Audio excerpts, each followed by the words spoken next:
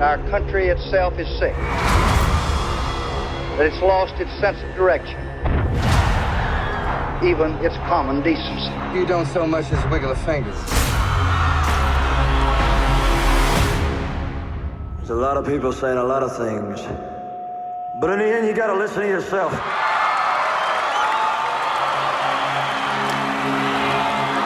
In that moment, Elvis the man was sacrificed, and Elvis the God was born. I'm gonna show you what the real Elvis is like tonight.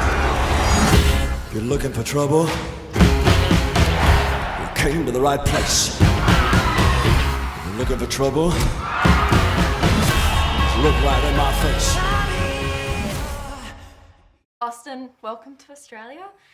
Congratulations on such a spectacular film. Oh, thank you.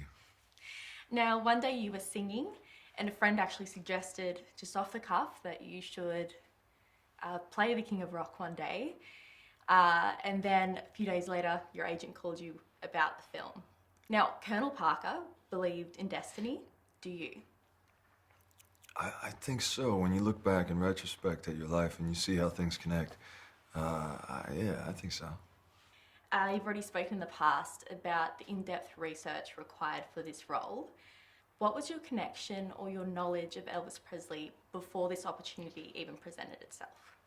Before, I didn't know certain connections beforehand because I knew his music and I knew some of his films and I knew a very peripheral understanding of his life. But then finding out things about his childhood and his relationship with his mom and there's quite a few things that really clicked as far as similarities that helped me to be able to find his humanity more. And what did you find most fascinating through your research? I think it was putting his story into context and seeing how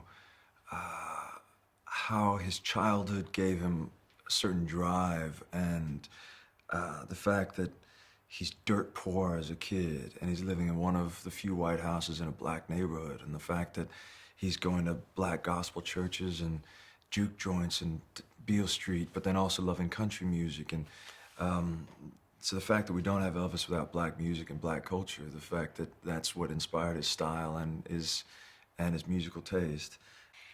If you were to meet Elvis Presley in an alternate universe, what would you tell him? What would you want to tell him? I just would want him to know,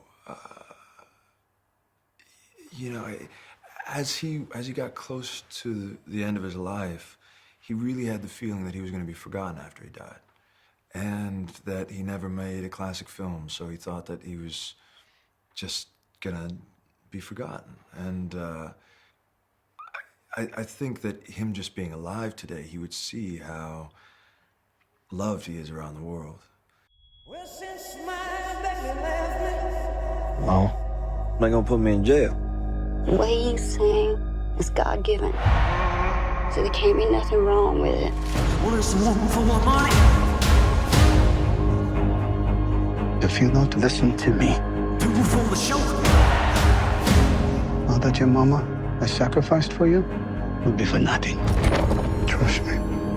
Ready now, go, cat, go. Been a lot of talk about the new Elvis. Those people ain't gonna change me none.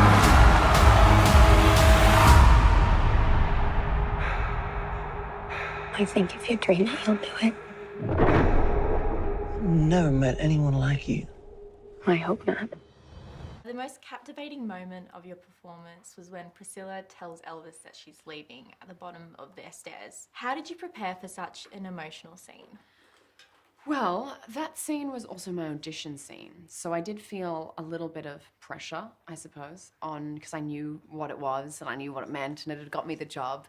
But I think, you know, I had sat with her for quite a while. You know, by the time that we ended up shooting the film, it had been, you know, 2 and a bit years. And so I think I had a lot of care and a lot of empathy for her, which might be strange because I was playing her in a film, but she felt like a friend, I guess. And it's not so hard to extend yourself with empathy in that situation when you sort of have gotten to know somebody in that way. Talk to me about your first day on set, the first day of filming. What was racing through your mind?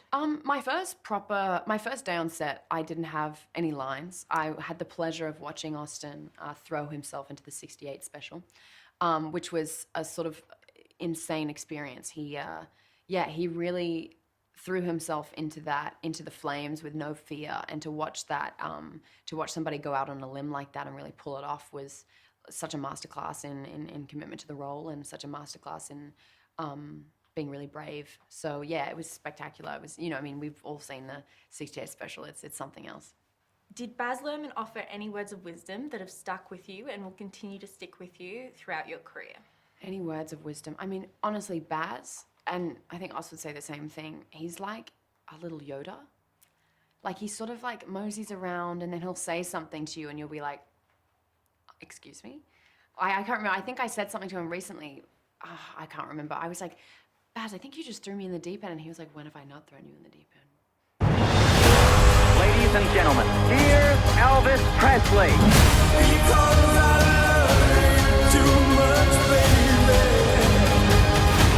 This ain't no nostalgia show.